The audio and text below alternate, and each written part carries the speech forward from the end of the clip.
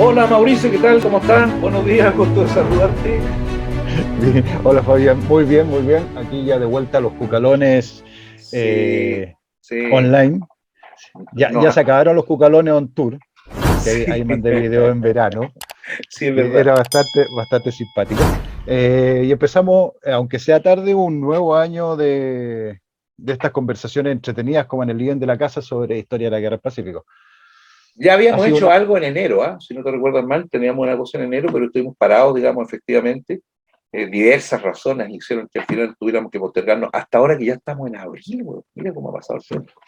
¿no? Y anda todo lento, así que vamos a tratar de hacer las cosas lo más entretenidas y lo más amenas posible, partiendo Sí, de cero.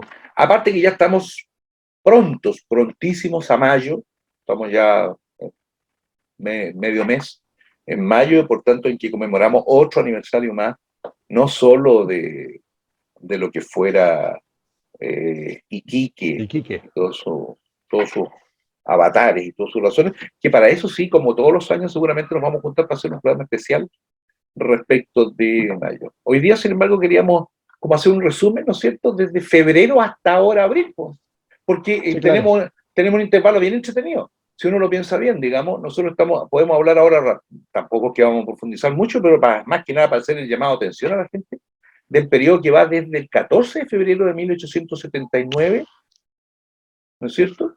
¿A dónde anda ahí? Ujú. No, no, no está. Está bien, no voy a hacer comentarios. Y del 14 de febrero de 1879 hasta el 5 de abril de 1879. O sea, desde el momento en que ocupamos Antofagasta hasta el minuto en que declaramos la guerra al Perú y Bolivia en aquel día 5 de abril, en que se publicó Ujú. la guerra, ¿no? La declaración Sí, estaba.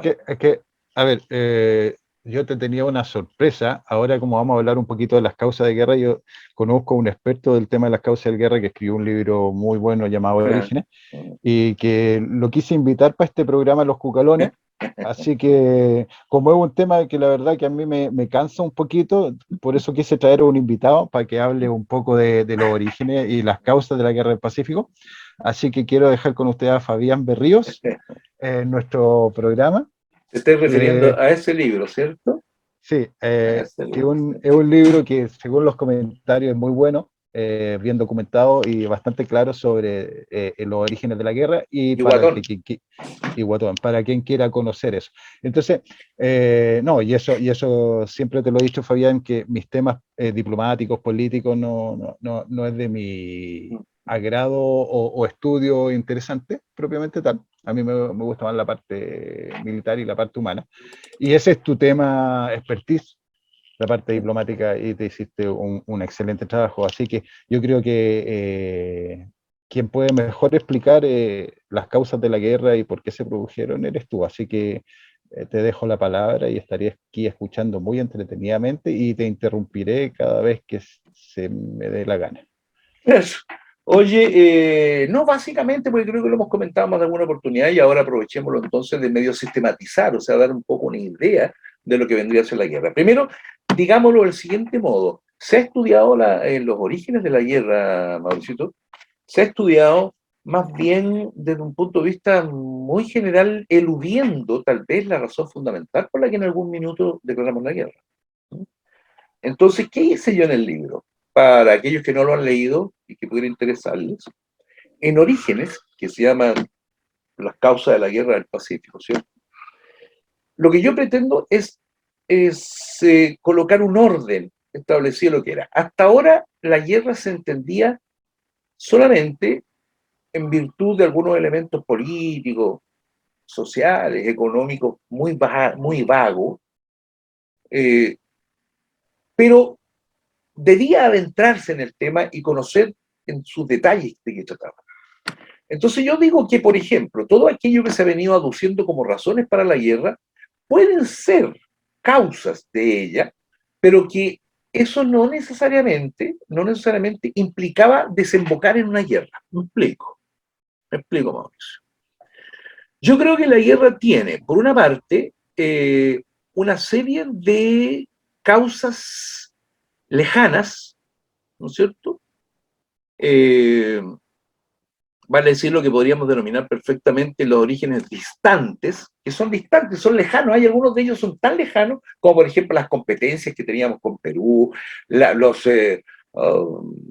diferencias económicas o políticas o sociales que veníamos desde la colonia con Perú. Son viejas las razones por las cuales estábamos, como por decirlo de algún modo, en lo que yo digo en el libro, en una especie de curso de colisión, como que íbamos a chocar, íbamos en camino como para chocar, pero no habían razones. Vale decir, el problema económico de la colonia o de los primeros años de la República, el problema incluso de la mala delimitación de los territorios, que es donde se pone mucho énfasis, que como que no estaban bien marcados, porque España en aquella época, no olvidemos que nosotros éramos españoles, por Mauricio. El utis possidetis. Lo que llamamos después el utis possidetis juris, que es en definitiva la definición de las fronteras a partir de los años 1810 en adelante, ¿no es cierto? En que se ordena la frontera y esas fronteras quedan mal delimitadas, porque en realidad en estricto rigor España, quizás muy parecido a lo que era Chile hace unos cuantos años atrás, Chile tenía divisiones en provincias, ¿cachai? Y cada provincia no necesariamente tenía perfectamente demarcada la diferencia entre una provincia y la otra. España hizo lo mismo con las colonias españolas y con nosotros que éramos españoles en la época. Este era un territorio español. Y los españoles hicieron, por decirlo de un modo, una marcación geográfica, compadre, que respondía a cualquier cosa, menos a lo que incluso el territorio mandaba. Entonces, ¿por qué? Porque los españoles hacían los mapas de América, los hacían como tantos mapas, allá en Madrid, y rayaban sobre los mapas, no contemplaban ni alturas, No, ni porque era un ríos, mismo país, pues no les país, interesaba pues, profundizar más. no les volvía loco, incluso superpusieron capitulaciones. Capitulaciones se le llama a esta especie de entrega de territorio a determinados individuos para que lo explotaran, digamos, para que generaran ahí en la soberanía española. Bueno, las montaban una sobre otra, montaba lo mismo, de repente le daban a Mauricio Pelayo, le daban territorio en América, y después le daban a Fabián Berrío otro territorio que resulta que en parte de ese territorio se montaba sobre el otro, bueno, un desastre. Así recibimos nosotros en el año 1810 a América y los países ya independientes, a partir de 1810 que empezaron a independizarse los países latinoamericanos, se pasó lo mismo, po, al final, y empezamos a tener discusiones entre nosotros, dónde es que llega el límite, acá abajo, etcétera, etcétera. Y uno de los problemas lo tuvimos al norte de Chile, por ejemplo, en lo que después se formó Bolivia, porque no te olvides que Bolivia se forma por la mano de Simón Bolívar, y más concretamente, ¿no es cierto?, por Sucre, pero forman ahí una línea, también ponen una línea y deciden que ese territorio es boliviano. Bolivia nunca tuvo mar, compadre, eso hay que dejarlo claro. Nunca tuvo mar. Eso hay que dejarlo claro, están todos los documentos nosotros. Pero el problema de todo esto, como lo tuvimos también al sur con Argentina, a propósito de la Patagonia y todo lo demás, resulta que España anotaba cosas, así como te acabo de decir, una se las daba a Mauricio, otra se las daba a Fabiana, otro a Pedro, otro a Juan, a Luis. El resultado final es que llegó el minuto en que tanto Mauricio como yo teníamos documentos que decían que efectivamente eso era mío. Pues, entonces se armaron las discusiones, todo un cuerno. Yo digo que eso por sí solo no era capaz, sin embargo, fue capaz de lograr formar algunas guerras. Y se dieron algunas guerras por razones limítrofes. Las repúblicas, cuando ya eran repúblicas independientes, se agarraron a cachetadas, unas con otras, a propósito de algunos temas de limítrofes, incluso con Brasil metido de por medio. Brasil, que no tenía nada que ver con España, se metió en el cuento también y siguió arrasando, porque según ella, entonces según Brasil nunca reconoció ¿cómo se llama? Lo acabáis de mencionar y yo se me olvidó ya. Utis Del possidetis. utis possidetis juris. No fue lo que reconoció para ellos, era el famoso res nullio, tierras vacías, es decir, el utis possidetis de facto. Para ellos, todo lo que ellos ocupaban, eso era de ellos. Entonces se armaron líos, hubo problemas, todo el cuento, pero por sí solo, en lo que respecta a Chile, cuando se provocó el problema limítrofe, por sí solo pudo estar a punto de desembocar. De hecho, Bolivia nos declaró guerra en algún minuto por eso. Cuestión que nunca se hizo al final, ¿no? Pero, técnicamente, a ver, pero empecemos a aclarar ciertos términos. ¿En qué momento se supone que nos declaró la guerra a Bolivia? Porque yo he en el escuchado año... Sí. muchas cosas al respecto, pero al final no es nada, eh, legal, se podría decir. Bueno, o sea, Bolivia declaró, o sea, determinó dentro de su Congreso declararnos la guerra. Se ¿De acuerdo? aprobó la Se declaratoria de guerra, aprobó pero la nunca declaración. se hizo efectiva. Nunca se hizo efectiva. Nunca se hizo efectiva y eso fue en los años 1800, alrededor del 70, alrededor del 60 y tanto, 70. ¿Antes de la guerra contra España o después de la guerra contra España? Después de la guerra contra España. Después de la guerra con España nuevamente nos volvió a reunir de alguna manera. Bueno, y a raíz de la guerra con España es que surgen algunos tratados posteriores, por ejemplo, el tratado de 1864 con Bolivia. Yo digo que allí, en ese minuto, en ese 66. 66, 1866, perdón, Mauricio. Allí, en ese tratado, ya quedó resuelto el problema limítrofe con Bolivia. Ya, Ahí ok. quedó resuelto el problema. No hay más. Eso después, cuando el tratado de 1866 se transforma en lo que fuera el tratado de 1874, ¿no es cierto? Se ratifica lo que ya se decía del año Ya. 66. Así que Entonces, no mira, hay problema en limítrofe con Bolivia. ya, ciertas cosas para dejarlas claro. Entonces, del 66 al 79 se podría decir que Bolivia sí tuvo mar, porque nosotros en tratado reconocíamos como mar de Bolivia ese tiempo. Así Antes de es. eso, no.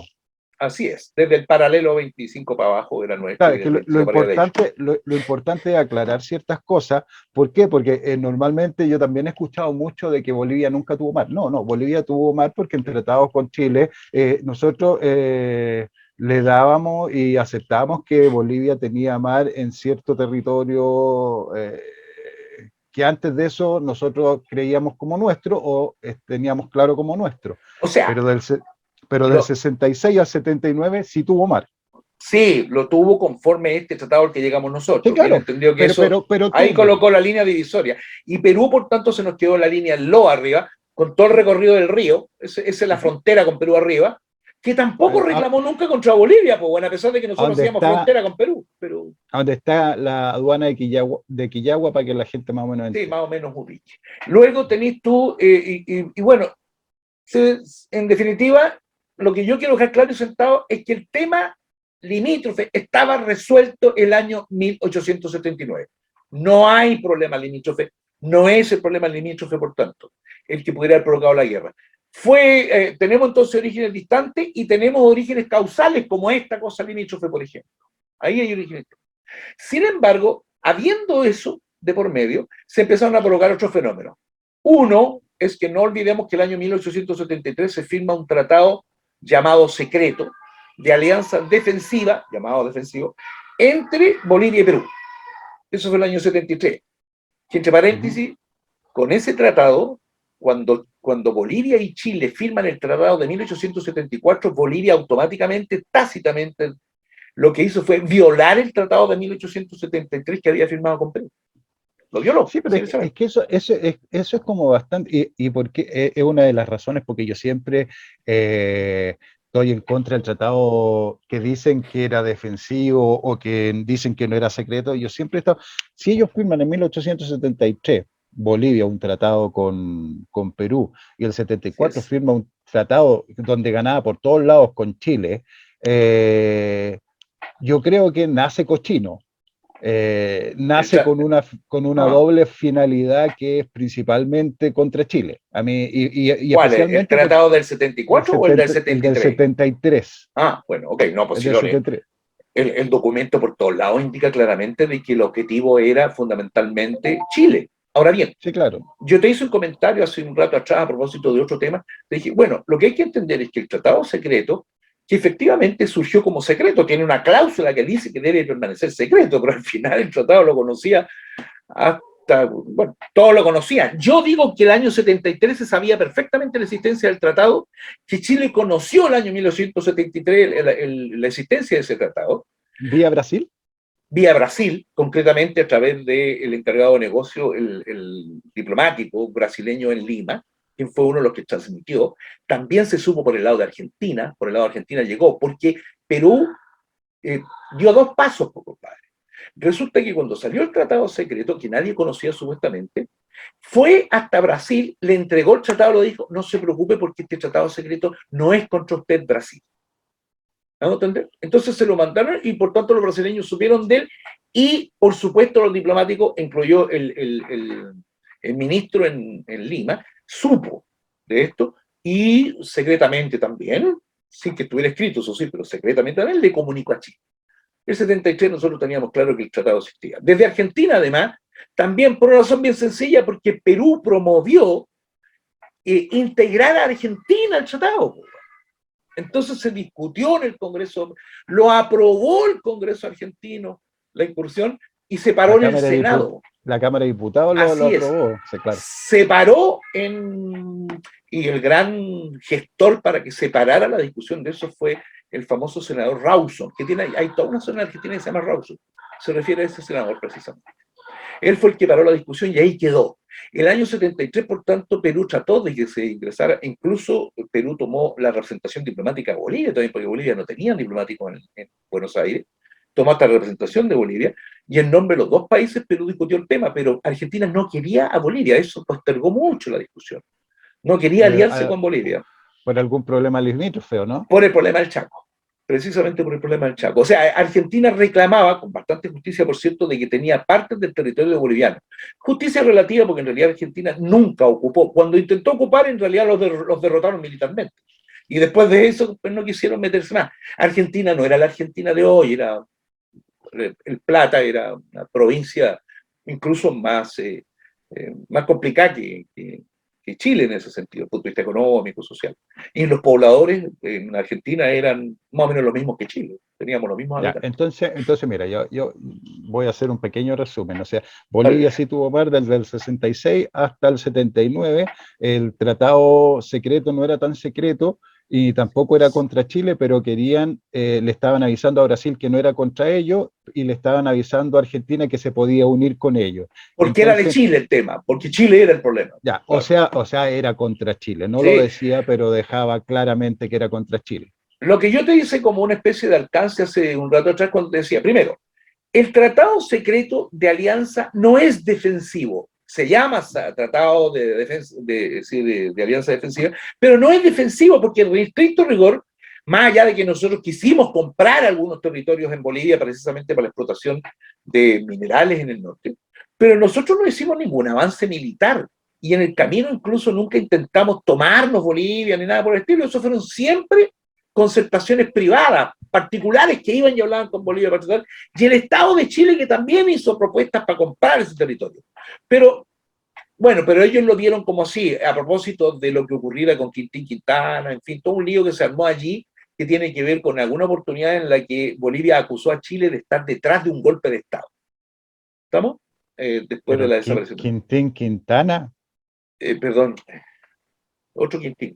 Sí, no, sí, eso yo sé, era un mediador boliviano que supuestamente era un militar melgarejista, que después de la caída de Melgarejo se vino a vivir a Chile.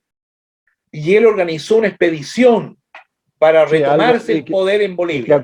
Y que acusaron a Chile. Y acusaron precisamente a Chile, no sin ciertos elementos que dicen que se anduvo mano mora para mediar. Incluso está metido Patricio Lynch, está metido ahí, varios metidos ahí en el cuento. Es medio complicado. Pero esa expedición salió. No sé si estaba Varela, pero puede ser. Pero, Varela estuvo en todas, así que en una de esas. ¿Cómo se llama Quintín Quevedo? Si no me recuerdo mal.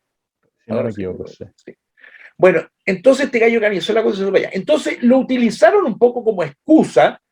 Y Bolivia le pidió a Perú que firmaran ese pacto para defenderse porque ellos entendían que Chile estaba pretendiendo agredir a Bolivia. Pero eso no es cierto. No fue así al final, no era el tema.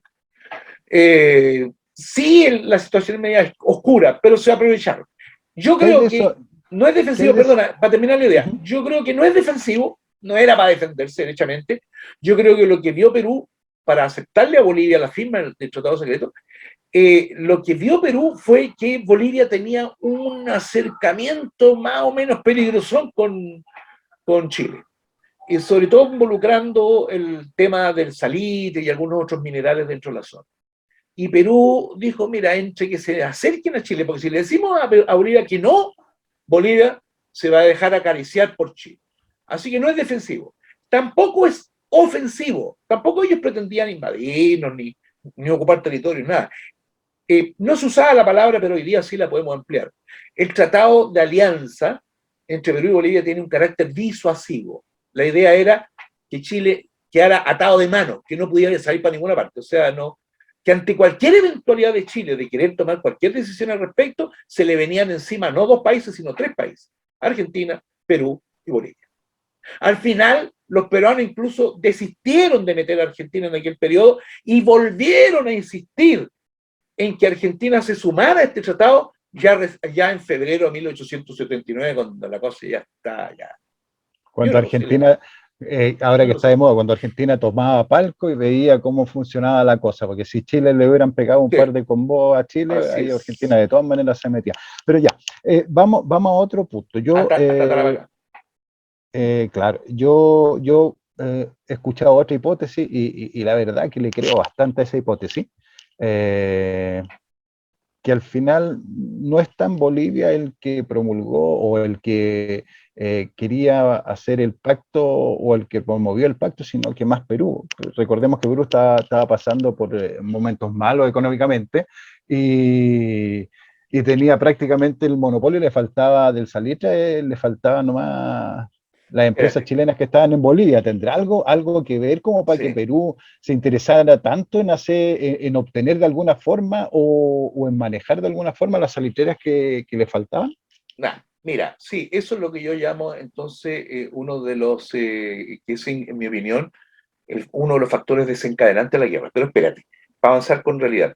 Yo creo que Perú en el año 1873 no tenía los problemas económicos de la gravedad que los tenía después en el año 79. Eran otros. De hecho, creo que lo que desencadena, ya en el 73-74 ellos tenían un sistema sobre el salitre en el que se hacían concesiones, el Estado estaba metido en la comercialización, etcétera, pero no iba tan mal. Ya estaban metiéndose en el lío, es cierto, pero el acuerdo con Bolivia del 73 llega fundamentalmente en el deseo de tener que separar a Bolivia de Chile. Eso creo que en resumen claro, lo de puede ser lo del tratado, pero esta sería una causa de guerra, dices tú. No en ese minuto. En mi opinión, no es todavía una causa de guerra. No en el 73, pero sí en el 78. El 78 puede ser que Perú haya animado a Bolivia a crear el conflicto. Mira, lo que tengo por claro, porque los antecedentes así lo arrojan, es que, bueno, el año 75 Perú estatiza toda la industria del salitre. Cuando hablamos de estatizar, no es lo mismo que el estatizamiento, las estatizaciones hoy día, actuales, pero tenía las mismas características en que el Estado toma el total control del salitre. Hago un alcance. El salitre en la época era como el petróleo hoy día, si yo quisiera, o incluso tan importante como el carbón en aquellas épocas. O sea, el oro blanco. El oro blanco. Y el oro blanco tiene que ver fundamentalmente con el hecho de que al final, en esas épocas, eran tiempos en los que Europa estaba devorando salitre, y el único lugar del mundo donde prácticamente el 100% del salitre natural, a bajo costo y con posibilidad de poder extraer, digamos, estaba ahí en el norte, en el sur de Perú, y norte y la parte boliviana, digamos. Tarapacá y Antofagasta. Fundamentalmente Tarapacá. Seamos claros, Tarapacá era donde estaba el mejor salitre, con mejor ley, o sea, es la salitrera del mundo, ahí estaba. Entonces, cuando estatizan estos chatos, el año 1875, les pasó un problema. Ellos querían tomar el monopolio del salitre mundial, pues bueno, obvio, lo tengo todo, ahí está, excepto por un problema bien serio. Y es que en la zona al lado norte, al costado del Loa, del río Loa, en el territorio boliviano, se estaba generando una industria salitrera que fácilmente le podía competir, y yo digo fácilmente en forma relativa, porque en realidad no era tan fácil. El salitre de esa zona, como el salitre que estaba explotando la compañía de salitre y ferrocarril de Antofagasta desde los años 60 y tanto, en la parte de Antofagasta, ese salitre no tenía la calidad del de Tarapacá, pero podía ser potencialmente un competidor a nivel mundial. Y podía venderse más barato, lo que haría más atractivo a las potencias, ¿o no? No sé si más barato, probablemente no lo vendía más barato, pero evidentemente habría un poder comprador, digamos, que Perú no controlaba. Es decir, eso es bien claro. E incluso necesitaba el monopolio para salvar la tarde. para salvarla bien, porque ya estaban en ese problema, ya estaban en problemas económicos, y el salitre les venía de algún modo a resolver el problema. ¿En qué sentido? No es que porque el salitre lo vendían y ganaban plata, no, si el gran negocio del Perú era el guano, ese era el gran negocio del Perú, pero por la cuestión del salitre se empezó a dejar de vender guano, empezaron a perder plata por ese lado, entonces el control del salitre era para controlar la producción mundial de salitre que permitiera no producir todo el salitre que se requería, digamos, y permitirle, por tanto, al guano que se siguiera vendiendo en buenas condiciones. Ya, Esta mira, cuestión es más enredado, weón, de lo que uno no, puede no, pensar, no, pero pero eso es. por lo menos entretenido. Para las nuevas generaciones, Ah, dejemos súper claro, Fabián, ¿para qué se ocupaba el guano? el guano, al igual que el salitre, era ocupado como fertilizante en todas las tierras de Europa y de más allá de Europa, Asia, qué sé yo. El guano, lo vamos a decir tal cual, la mierda de los pájaros, acumulada por siglos de siglos en los islotes, en los roqueríos, Cacuca. la cacuca.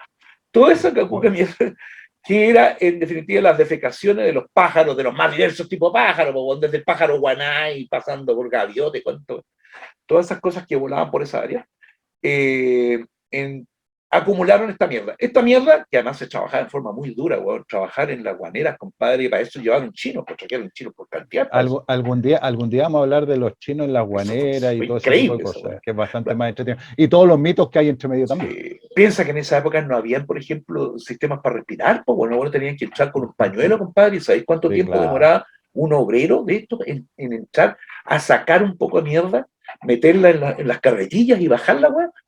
Crestas no podían estar más de 5 minutos. Si no moría, porque eso era irrespirable, pues, era ¿cómo se llama? Amoníaco, pues, estáis respirando amoníaco todo el rato. Sí, claro. 5 minutos, fuera, y a reemplazar por otro, y así, bueno, ya. Entonces, muchos murieron igual. Muchos murieron porque murieron por el amoníaco y otros tanto porque se suicidaron, compadre. Se O muchos se suicidaron de más. caían porque Y hay otros que se ver que caían muchos por la trabajaban colgados. por Sí, claro. accidente, efectivamente. Ya, Bueno, y el salitre, ¿para qué funcionaba principalmente? ahora, el salitre tenía la peculiaridad también de servir como fertilizante, pero era mucho más eficiente, era de mejor calidad. De hecho, el salitre hasta hoy día se emplea en las tierras, pues, bueno, hasta hoy día. El salitre era mucho más eficiente, mucho más barato de extraer. La diferencia es que en vez de ser un fertilizante ¿cómo se llama? Natural, como es el caso de la miel de pájaro, este otro era un fertilizante mineral. Pero extraerlo era fácil, weón.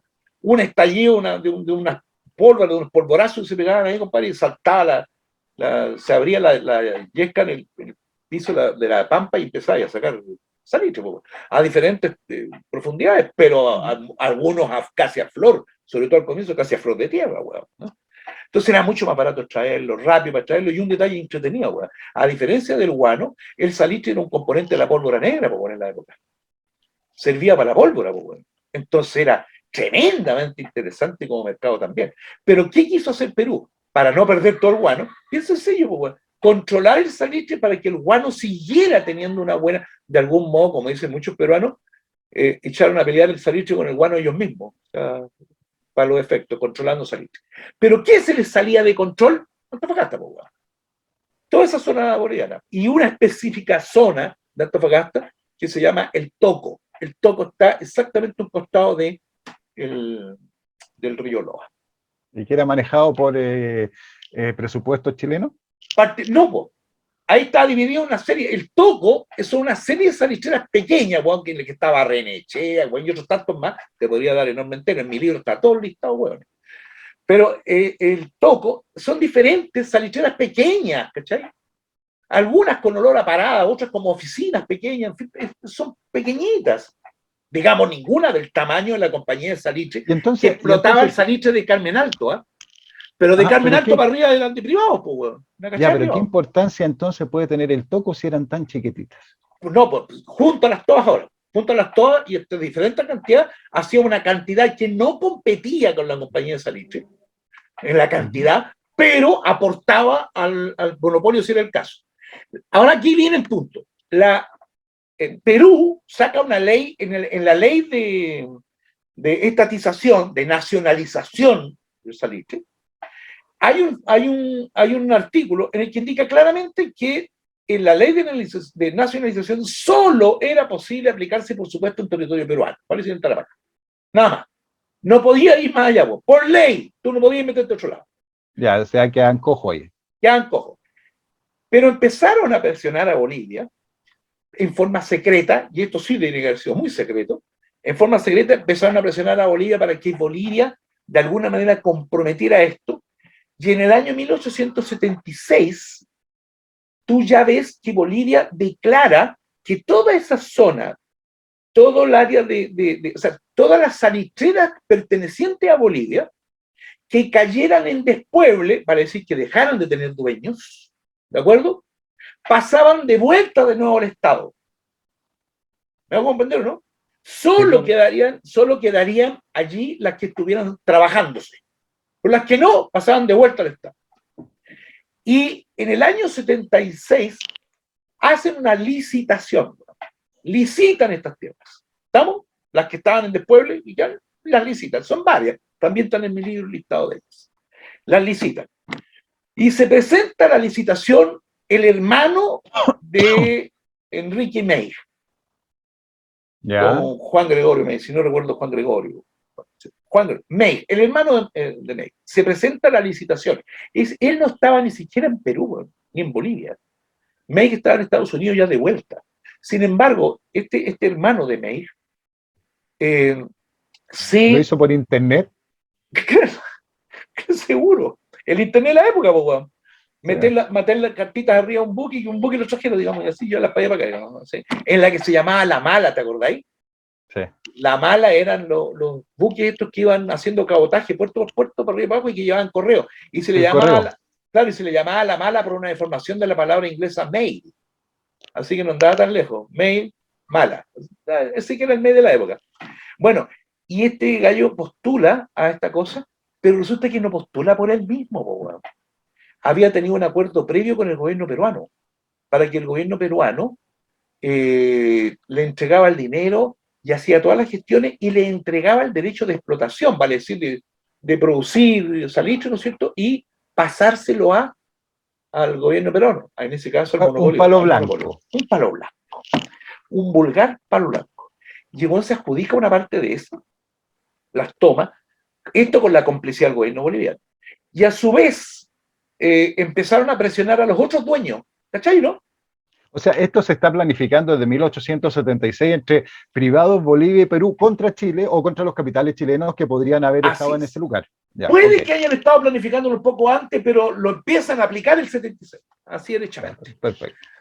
Y entonces, amigo mío, resulta de que se forma este método en el que al final lo que sucede, y todo el mundo lo sabía en la compañía de salitre y ferrocarril de Antofagasta, que era de propiedad mayoritaria chilena, también dejémoslo claro, wow. Varias veces se ha dicho que los ingleses eran dueños de esa compañía. No es cierto.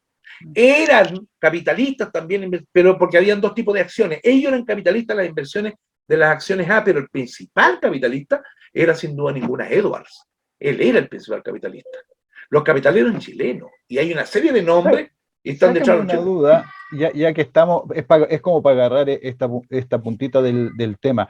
Mucho se habla y se llora en Perú, perdona que ocupe ese término, pero cuando tú tiras algo sin tener una prueba, es llorar, no es otra cosa. Claro. Hablan de que la guerra lo ganaron porque los ingleses apoyaron a Chile, pero yo nunca he visto un documento que acredite eso. Pero los ingleses eran tan poderosos en la parte del guano y salitre antes de la guerra, sí, pero como después de la guerra. No en Chile.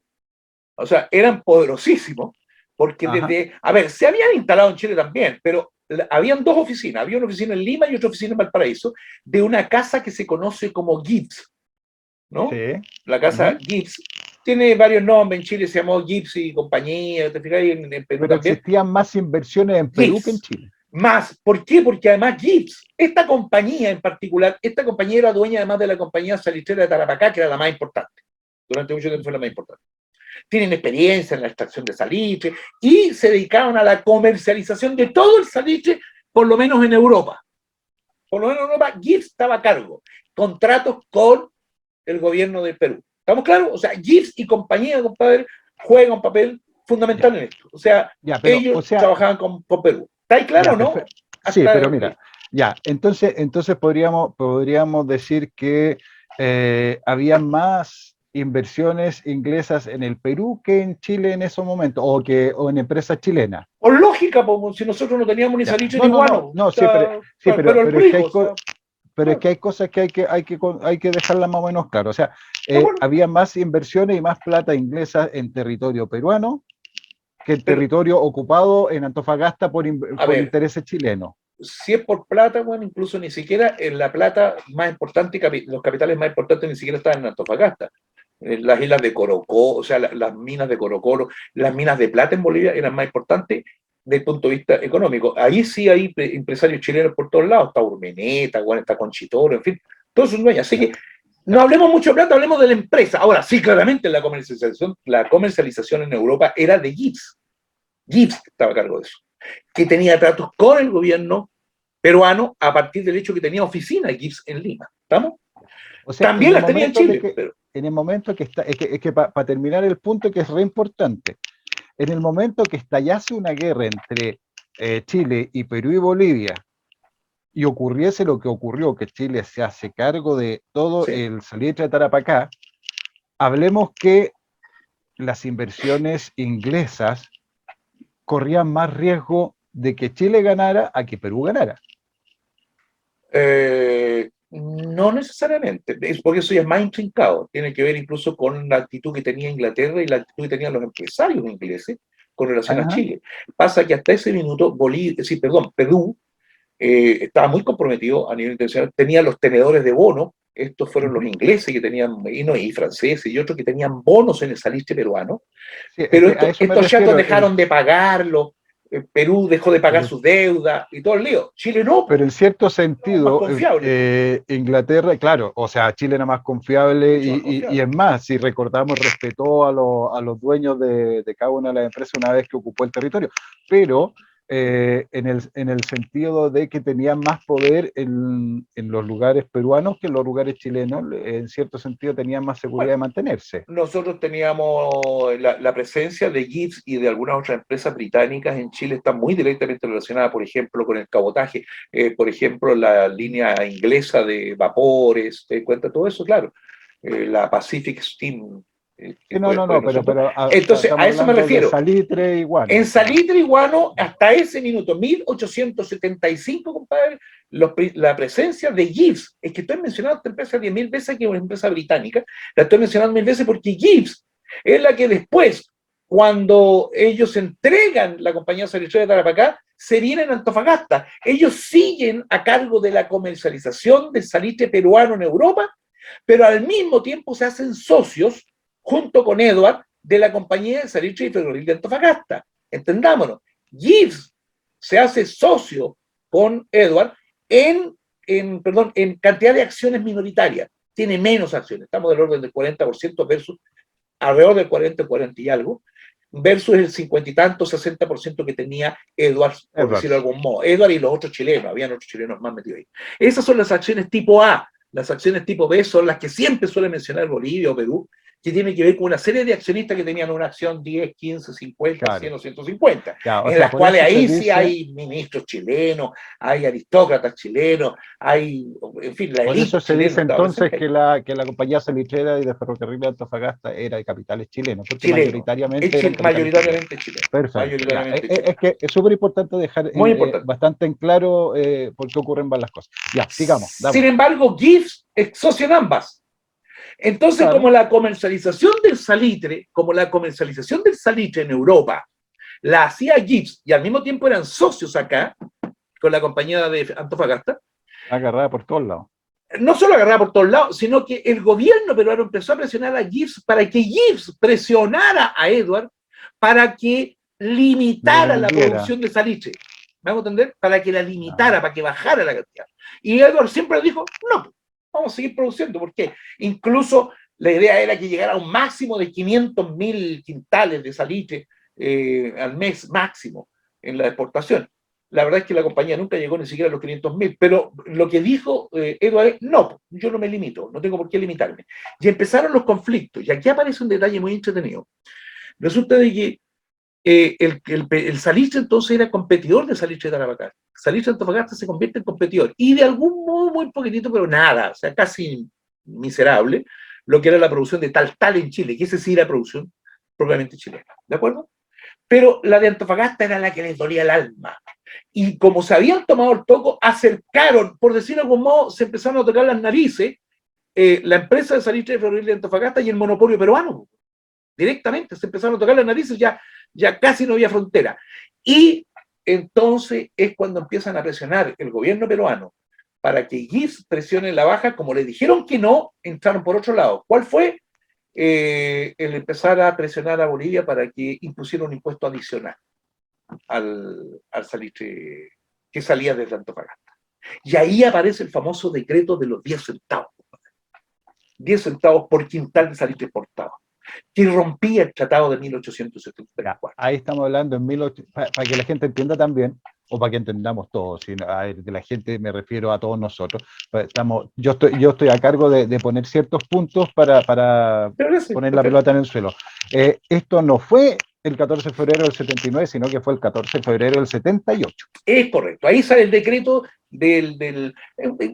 mira, hay explicaciones de Bolivia para poder decirlo, pero en estricto rigor lo que hacen es violar el tratado, pone el artículo cuarto del tratado, en el que se explica claramente de que los impuestos que tenía Chile al momento en que firmó el tratado de 1974 no iban a ser nunca más alzados.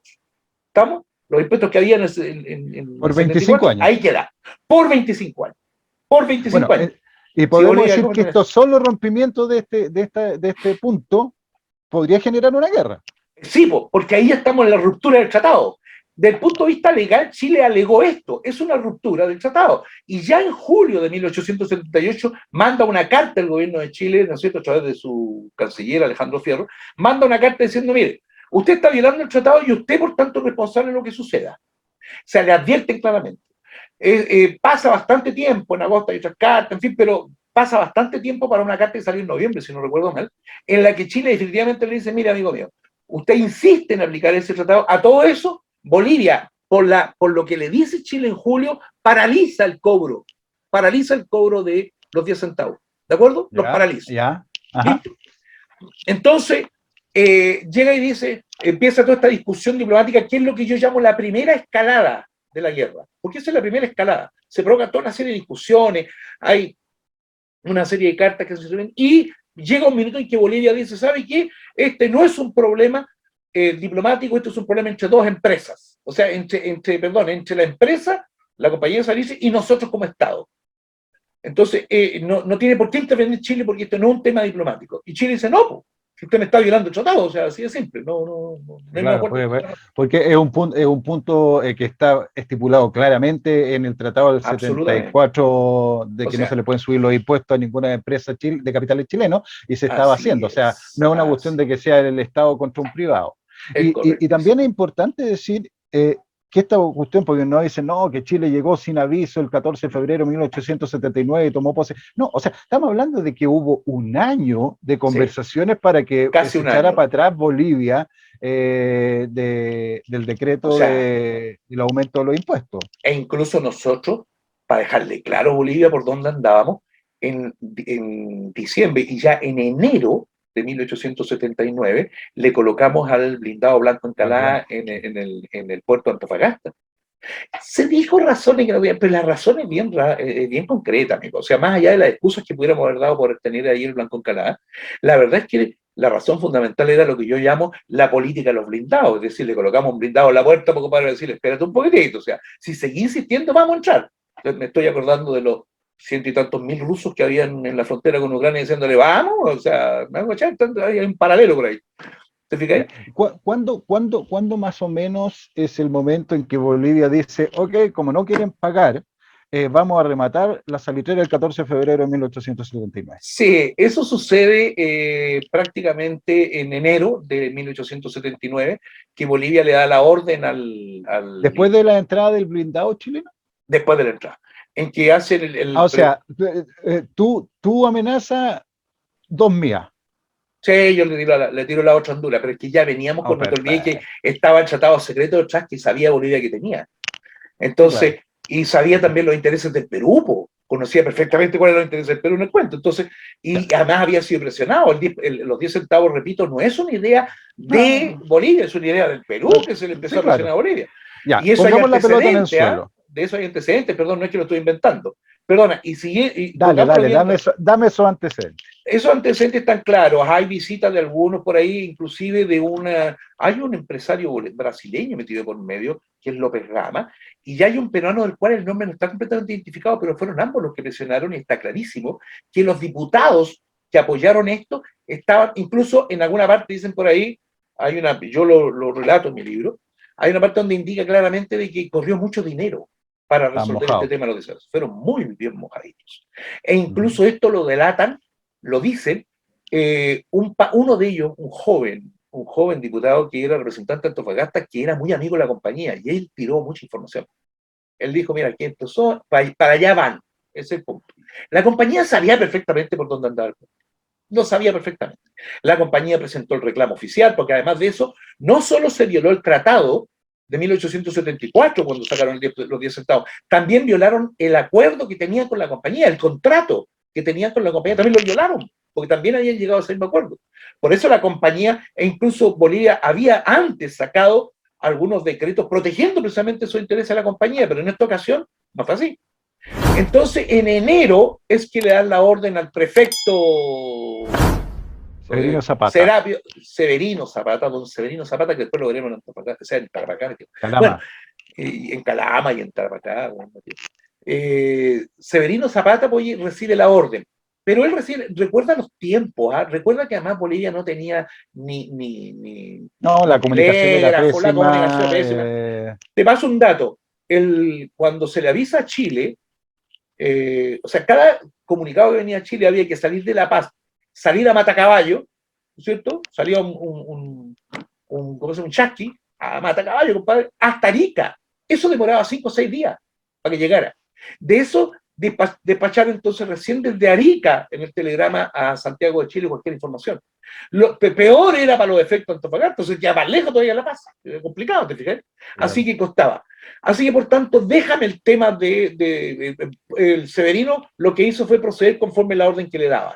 Sí, claro. Entonces, dictó la, Lo que dictó la tenía en ese detención, momento, dictó la detención del encargado. del administrador, que era un inglés, efectivamente, Hicks, George Hicks. Él era el administrador, y era inglés por razón bien sencilla, porque cuando Gibbs y compañía se asoció con Edward, se asoció precisamente para darle el know-how, el conocimiento que tenían de la explotación de salitre.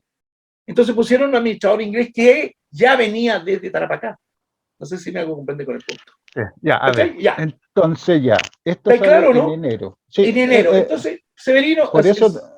por eso estamos poniendo la pelota. Así es.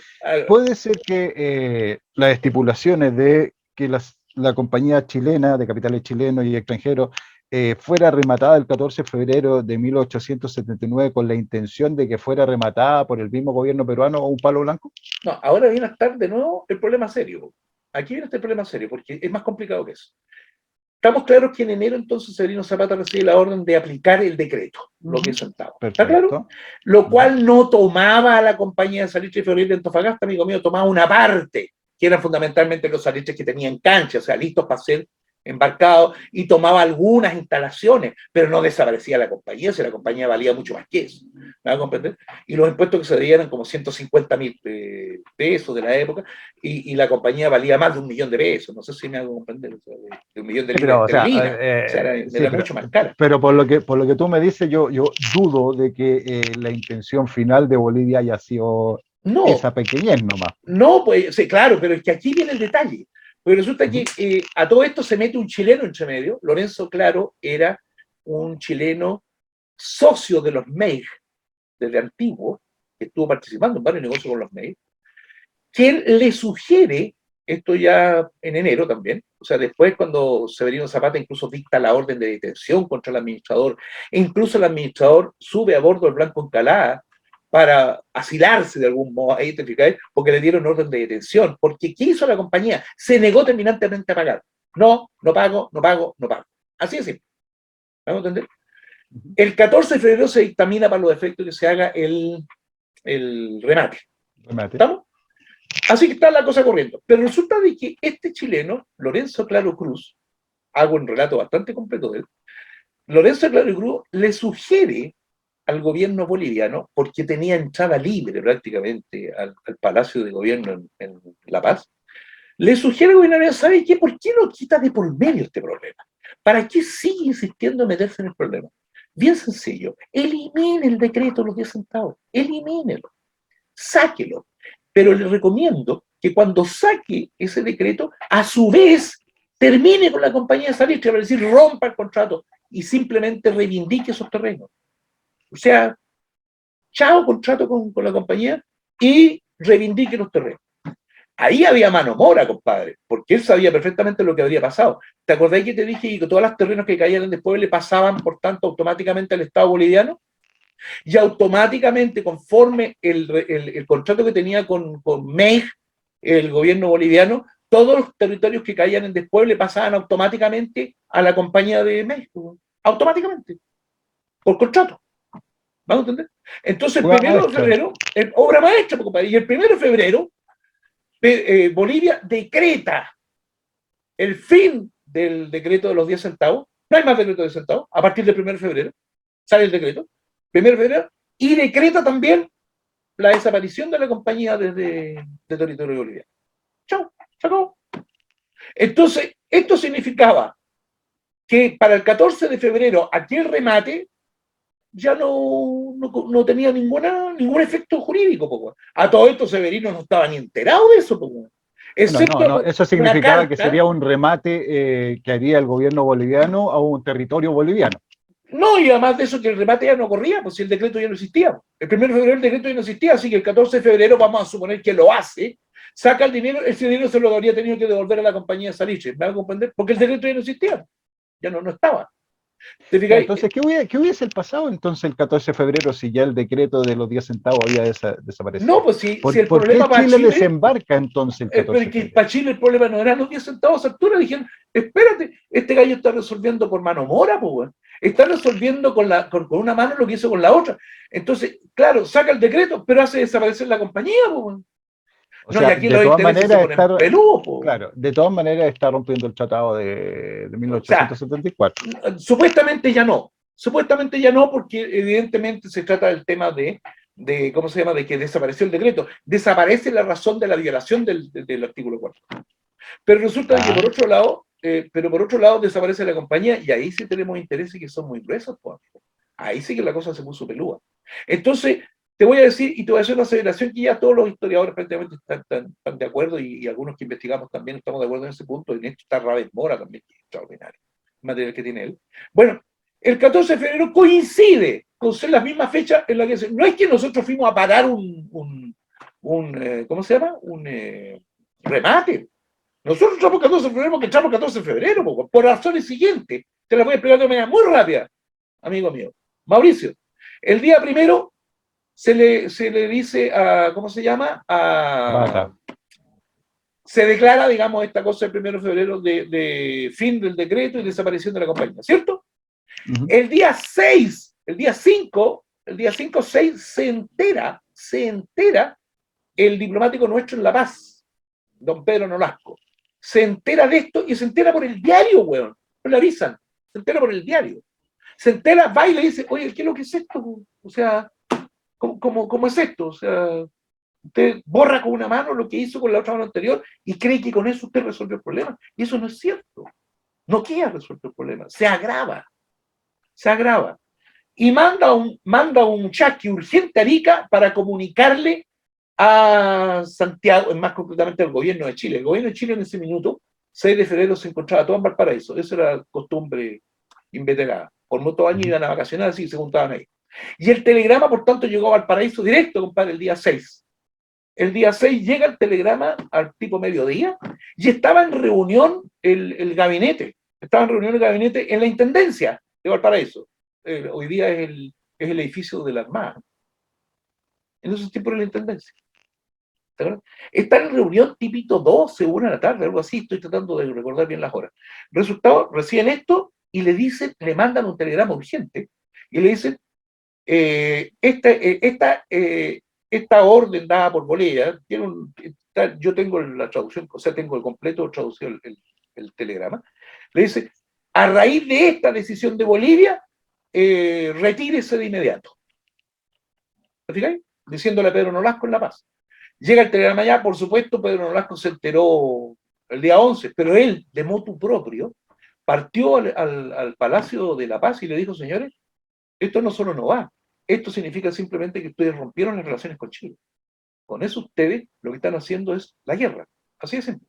Eso se lo dice Nolasco Videla, de motu propio, porque ya sabía, tenía las instrucciones de antes de cómo iba el cuento, así que sabía. A ver, ya. Bueno, el día 11 el primero, de febrero. Sí, pero es que, ¿por qué se rompen las relaciones con Chile entonces? Porque lo que estima Chile es que esto es una burla. Perdón, ya que hay un fenómeno aparte, que es bastante interesante. Recuerda que nosotros estuvimos a punto de guerra en el 78 con Argentina. Y la voz popular. En los dos 78, en 1800 y 1900. Pero en 1878 estuvimos a punto de guerra con Argentina.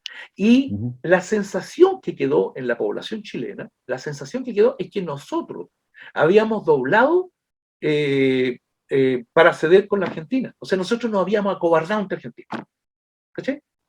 Y resulta que si ahora, a resulta de que el gobierno boliviano terminaba con el decreto, ¿no es cierto?, de los 10 centavos, pero al mismo tiempo eliminaba la compañía y Chile se quedaba con brazos cruzados, no, pues incluso el ministro del Interior, Belisario Prats, le manda un telegrama a Cornelio Saavedra, que también que era el ministro de Guerra en la época, le manda un telegrama diciéndole, amigo mío, o tomamos la decisión de irnos contra Bolivia, de hacerle la guerra a Bolivia, o vayámonos, porque nos van a colgar en plaza pública. O sea, olvídate de eso. Entonces, Pedro Nolasco, que sabía por dónde iba la cuenta, declaró, digamos, le dijo a Bolivia, señores, si ustedes hacen esto, ustedes se hacen responsables porque esto es guerra. De algún modo se lo dice. ¿Te das cuenta? Y cuando recibe el aviso, es decir, le mandan un telegrama, el telegrama le llega a La Paz, con todos estos días de intervalo, ¿cierto? Y le mandan después otro telegrama para decirle que el primer telegrama es correcto, funciona, que eso es lo que dijimos, o sea, reafirma el telegrama que le enviaron el día 6, y ese telegrama le llega a Pedro Nolasco el día 11 de febrero. El día 11 de febrero, entonces, le llega de vuelta el telegrama también a Valparaíso, porque él había pedido que le reafirmaran ese telegrama. El día 11 llega también entonces a Valparaíso el otro telegrama en el que Nolasco le dice, bueno, reafirme, queda así. Se le manda de vuelta y por tanto le llega, digamos, el telegrama, en definitiva, como te digo, el día 11 es clave, porque el día 11 entonces llega y dice el gobierno de Chile, entre paréntesis, compadre, con la decisión de Pinto. Se ha dicho mucho contra Aníbal Pinto, de que era pacifista y tal. Olvídate, Pinto lo que era legalista. Él esperaba que dieran un golpe, digamos, y ahí me tomo la decisión.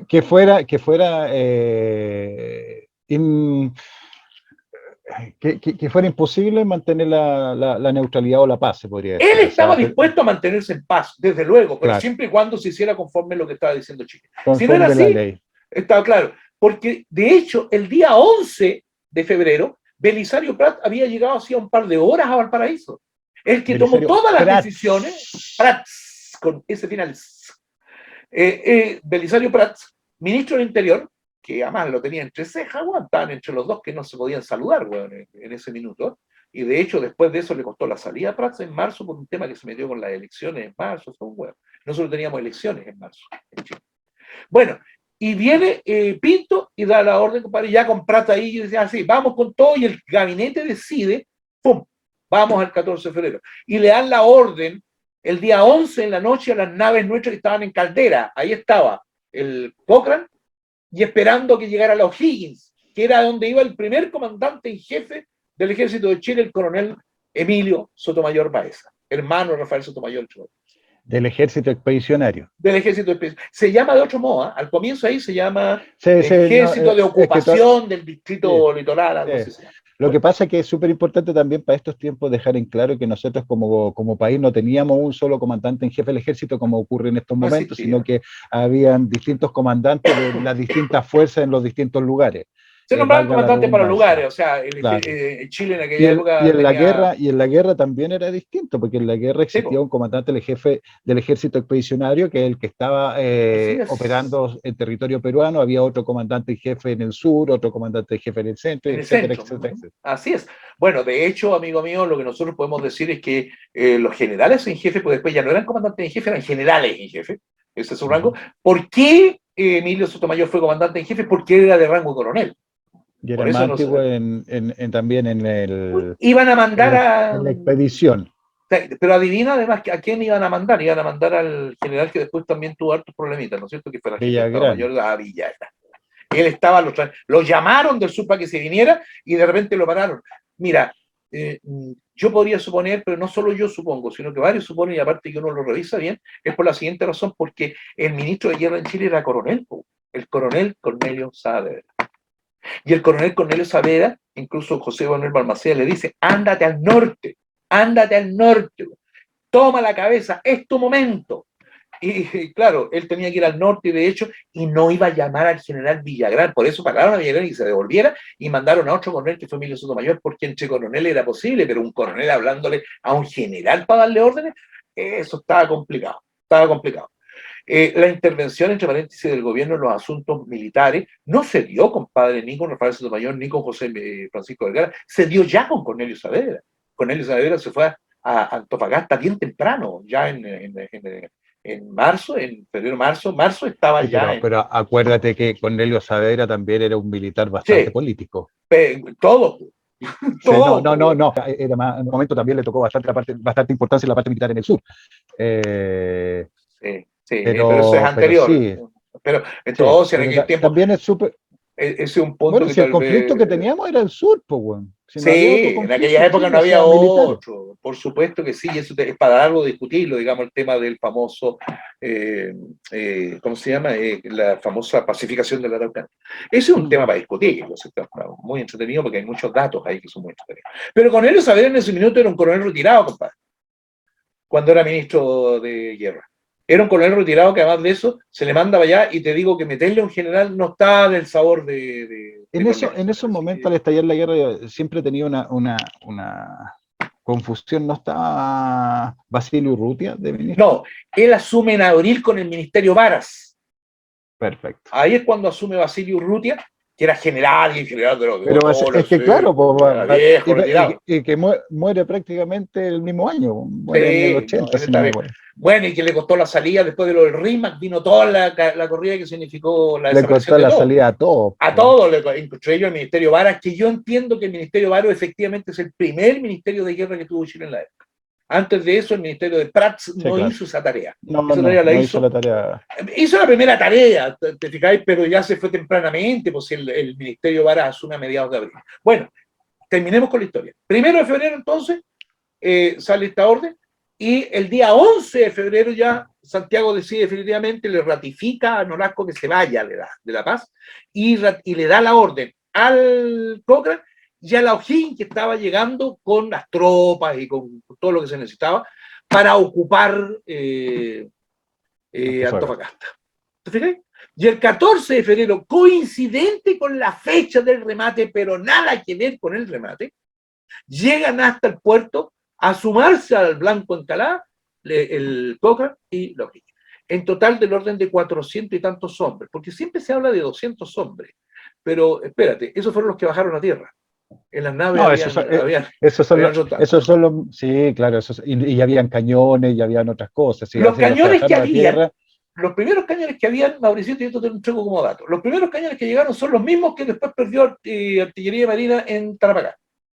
Esos cañones eran Bueno, los bueno, mismos eran los que eran. y por eso también hay que dejar en claro que la gente que desembarcó es de la Artillería de Marina y de la Artillería número 1, que fue la única prácticamente acción que hizo en el territorio chileno el Regimiento de Artillería número 1, porque al desembarcar ya se transforma en una pequeña compañía de artillería que después al sumar plazas crean el Artillería número 2, que es el que prácticamente pelea toda la guerra. Así es, incluso yo tengo los datos respecto de lo que sucedió el día 14 de febrero y no todo es exacto, no cuadra todo exactamente como nos No, cuenta la no. historia oficial. hay una serie de detalles bien entretenidos. Es decir, es mucho más jugoso lo que pasó el 14 de febrero, lo que te puedes imaginar. Mucho más sabrosín. E incluso el que conversaba con Varela, Parves, creo que conversaba con Varela directamente. No entiendo. Se reuniría con otra gente, tomaba las manos y conversaba por ahí. Puede ser. Él indica en su libro sobre el espionaje, de que uno de los espías que había en Antofagasta en aquel minuto era ni más ni menos que un colombiano. Ese colombiano era ni más ni menos tampoco, no, ese era el gerente general de la compañía de Salitre que se encontraba allí en ese minuto por todos los devaneos que había con la compañía, pero era el gerente general de la compañía de Salitre y Ferrocarril de Antofagasta en Valparaíso, y viajó a Antofagasta. Según Parve, él era un espía al servicio de Chile. ¿De dónde sacó eso? Es un colombiano cuyo recuerdo, en este segundo no me recuerdo su nombre, es bastante conocido porque era un masón que además llegó a ser maestro, super maestro de la masonería. Entonces es muy conocido él. Es un colombiano en aquel minuto. Lo digo para decir, para que ya dejemos la broma esta de creer que los libros que escribió Parve tienen algo que ver con la historia. No tienen nada que ver. Son novelas. Es un palo mío. No sé, a gusto personal. La verdad que te atacó un marciano, porque justo cuando estabas hablando de eso se quedó parado tu pantalla. Así que te escuché nomás que se vino de Valparaíso y ahí te quedaste pegado. Bueno, que te decía así que es que hay poderes ocultos, así que mejor sí, no toque el tema. Ya, entonces ya, estamos en... ¿Y eso fue el 14 de febrero? Eso fue el 14 de febrero. Desembarcan y ahí y empieza el conflicto. Ahora, ¿por qué no se declaró la guerra? Ese es otro punto. ¿Por qué? ¿Me escuchas, Mauricio, no? Sí, no, perfecto. Bueno. ¿Por qué no se declaró la guerra? Por una razón bastante sencilla, mis amigos. Estamos en febrero. En febrero el Congreso estaba con permiso, ¿no entendés? Estaba, digamos, todos de vacaciones, excepto una cosa que se llamaba la Comisión Permanente del Congreso, que era un grupo de senadores y diputados que eran los que, con los cuales el gobierno tenía que tomar contacto para decidir cosas tan graves, tan importantes, además como la guerra de los países. Bueno. Entonces, voy a ser franco, porque esto fue muy discutido en el Congreso y se alzaron voces bien duras en aquellos días, porque resulta de que el gobierno dijo, ¿sabéis qué? El día 11, son ya la hora que es, ya demos la orden nadie se va a oponer, weón. Nadie se va a oponer. Entonces, no se declaró la guerra porque no se le consultó a nadie, weón. Y el gobierno de Chile no estaba autorizado a declarar la guerra por sí solo y anti solo. Tenía que ser con el Congreso. ¿Te fijáis? Entonces, por eso no se declaró la guerra a Bolivia. Entonces ahora se habla de que no, lo que pasa es que reivindicamos, por eso, no, weón, es un tema nuestro, es un tema legal nuestro. No se le declaró la guerra porque no se podía declarar la guerra, no tenía forma, para proceder en ese minuto. Había que ir a reunir a la comisión permanente, bueno, había que sesionar con ella, ver si aprobaba o no aprobaba. Y tú me vas a decir que se demoraron 20 días en hacer eso. No, 20 días, es que nunca le consultaron al Congreso. No, pues, pero esto fue el 14 de febrero y estamos hablando de que recién el 5 de abril se declara la guerra al Perú y Bolivia. No, ya, eso estamos hablando. Yo estoy hablando del 14 de febrero, ¿por qué no se le declaró la guerra a Bolivia para invadirla? El mismo día. ¿Por qué? Porque voy a ser claro y contundente y seguramente a más de alguno le va a doler el pisotón en los pies. Pero claramente lo que nosotros hicimos fue invadir un país extranjero. Nosotros invadimos un país extranjero. Ya, pero no tiene nada que ver en el sentido de que al romper el tratado nosotros volvemos a los tratados anteriores donde decían que ese territorio era chileno, entonces no teníamos por qué declarar la guerra porque llegábamos a nuestra casa. Es como nosotros estábamos arrendando la casa a un vecino llamado Bolivia y como él no nos pagó, nosotros volvimos a hacer uso de nuestra casa, ¿no? Eso no es así. Lo que habría correspondido entonces, en ese caso, es más o menos como cuando tú compras tu casa. Tú compras tu casa, pero la pones con un documento que dice que la vaya a pagar en 25 años. ¿Estamos claros, no? Pero la casa es tuya. La casa es tuya. No puede entrar nadie a tu casa porque además es tu propiedad. Nadie la puede tomar, nadie la puede vender, nadie la puede ocupar, nadie puede hacer nada. Es tu casa. Así de simple. Estoy tratando de poner el cine. Ahora tú firmaste por 25 años. Ahora tú rompiste el acuerdo y no dejaste pagar a los 6 años, los 10 años. Dejaste pagar. Bueno, ahí vuelve tu casa como estaba en prenda. Entonces lo que hace el banco es ponerte una demanda para que a través de demanda, ¿no es cierto? Bueno, eso es lo que de algún modo se le propuso a Bolivia por 2 veces consecutivas durante el año Por eso, 1871. y como no quiso aceptarlo, le quitamos la casa. Bueno, pero entonces también por otro lado lo que teníamos que hacer previamente es decirle, ok, como no me quisiste devolver esa casa que de algún modo tenía en prenda conmigo por 25 años mientras respetara el tratado del cuarto, el artículo cuarto, como no es así, entonces te declaro la guerra. Ahí sí, y te comunico, te declaro la guerra y voy y me encajono adentro, no hay ningún problema. Pero en ese día nosotros invadimos territorio extranjero sin avisar, o sea, entramos, simple como el agua. Es como si te mandaran, es como si te mandaran a Carabineros de un día para otro y dije, ¿y esto? ¿Y dónde está la orden? No tengo orden, porque no estaba el juez. No estaba el juez, sí, claro. Por eso no pudimos.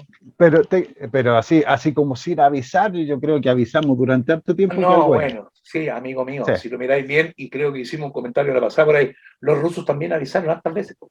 Sí, pues, correcto. Hartas veces. Avisaron hartas veces. Y después nos escandalizamos.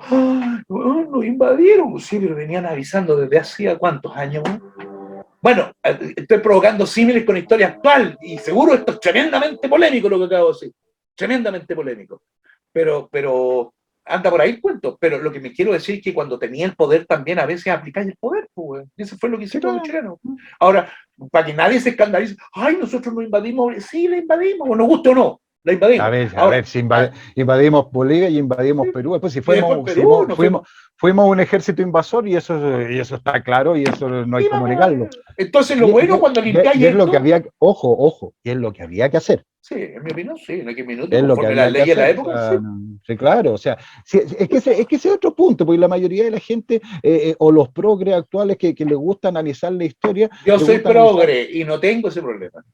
No, tú tenés progre las canas, pero progre no es un punto político, es un idealismo extraño que les gusta agarrar cuando les conviene la historia de hace 200 años y analizarla con la mentalidad ahora que no puedes hacer eso. Pero ese no es un error nada más de ellos. Esto es lo que te quiero decir. Esto es un error que he visto por todos lados. Aquí hay gente que toma. ¿Por qué? Porque tú y yo lo que le tenemos, el único compromiso que nosotros tenemos es con la verdad de la historia, no con otra cosa. No nos importa si marca para un lado o para otro. No sé si me hago comprender el punto. No, pues nosotros no estamos acomodando la historia a nuestro parecer político o nuestra ideología. Exacto, yo simplemente lo explico. Aquí hay un dicho que me parece muy extraordinario, bueno, y yo me juego con esa idea. Yo escuché a alguien decir lo siguiente. Escuché decir, compadre, que para un investigador histórico, como es el caso tuyo, Mauricio, o el mío, y de todos los historiadores, debiera ser del mismo modo, me imagino, ¿no? Esto es, nosotros no estamos con el vaso la mitad llena o la mitad vacía. No, bueno. Nosotros cuando nosotros relatamos la historia, cuando hacemos narración de la historia, a nosotros no nos importa indicar si el vaso es medio lleno o medio vacío. Lo que nosotros decimos es que el vaso está a la mitad, weón. Punto. No nos metemos, digamos, en el uno o el otro caso. Para un investigador histórico, lo que importa es lisa y llanamente. No somos ni siquiera objetivos. Yo no persigo ser objetivo, ni tú tampoco. Nosotros no vamos a ser objetivos jamás. Podemos ser eventualmente, porque somos chilenos además, y tenemos una visión nuestra, por supuesto. Y uno puede poner sus puntos de vista relacionados a lo que él piensa, pero siempre en un pie de página mental, se podría decir, y no meter de nuestra cosecha o lo que nosotros pensamos dándolo como cierto de lo que ocurrió en esos tiempos.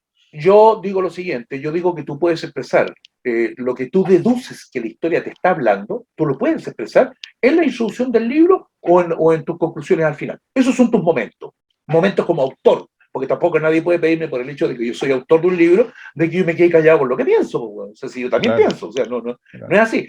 Yo llego a conclusiones, expongo estas cosas con conclusiones específicas.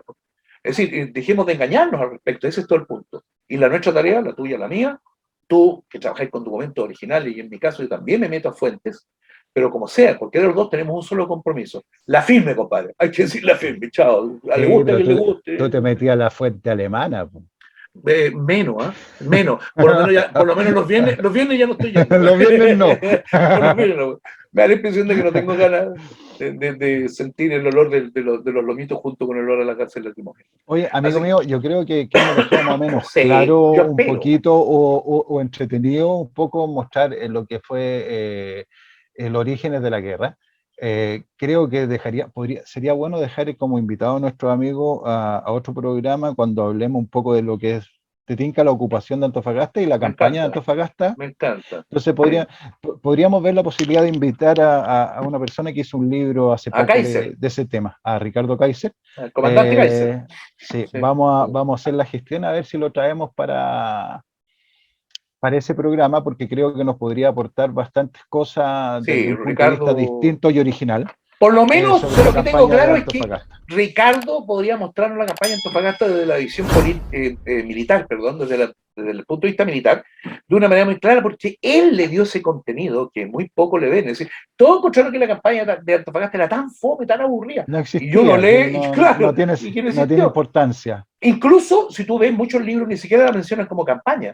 No, Pero Ricardo le dio el contexto, mostró cómo es que se mueven las tropas y mostró todos los cuentos, incluyendo los enfrentamientos que tuvimos en Antofagasta, que no fue solo Calama, para los efectos, sino no, pues que no. hubo más que eso, digamos, hubo más que eso. Sí. Caballería mediante, nada raro que Ricardo, precisamente siendo No, la y caballería. cuántas expediciones hicieron, cuántos pequeños enfrentamientos, estamos hablando de en Machuca, estamos hablando de San Pedro de Atacama, sí se encontraron bastantes más partes. En Cancha Blanca hubo un enfrentamiento de miles de Oye, soldados chilenos estando. contra 4 bolivianos, y los Y 4 bolivianos, perdimos como no, no, 3.000, perdimos a como ver, los 3.000, 4 bolivianos mataron a 3.000 chilenos y se más o llevaron a menos. 3.000 más prisioneros. Ya, pero eso ya es broma. Por supuesto que es broma, Sí, porque no hace cosa que más de obvio que es alguno crea que broma. estamos diciendo eso. Sí, claro. El Lo de famoso Cancha Cancha. Blanca, el resto es real. Yo creo que sería un súper buen invitado, Oye, Ricardo. y él nos puede aclarar también un poquitito cuál es la posición de la famosa quinta división de Bolivia con Narciso Campero, que después lo vemos como comandante en Tacna, compadre. Entonces, como entretenido, sí. Para Próximo mes, meternos mayo, después. Tacna. Mayo también es Tacna, bueno, así que también tenemos que tratar de Sí, hablar un porque poquitito de el Tacna. 21 de mayo siempre eclipsa todo el resto, pero Tacna Sí. también es muy importante, y ahí podríamos tener a otro invitado que normalmente no paga el internet y se le corta en medio de la sesión. Entonces terminamos hablando solo. Pero sería entretenido. Está bien, está bien. Amigo mío, un abrazo grande. Ha sido un placer compartir Abrazo. contigo este rato. Así que, por tanto, nada, pues, despedirnos de todo y agradecerles una vez más que estén con nosotros. ¿No? Y los juguelones están de vuelta y tenemos mucho por decir. Así que Y atentos. cosas más atrevidas todavía. Vale, nos Sí, estamos viendo. abrazo. Abracito Chao. y saludos, amigo mío.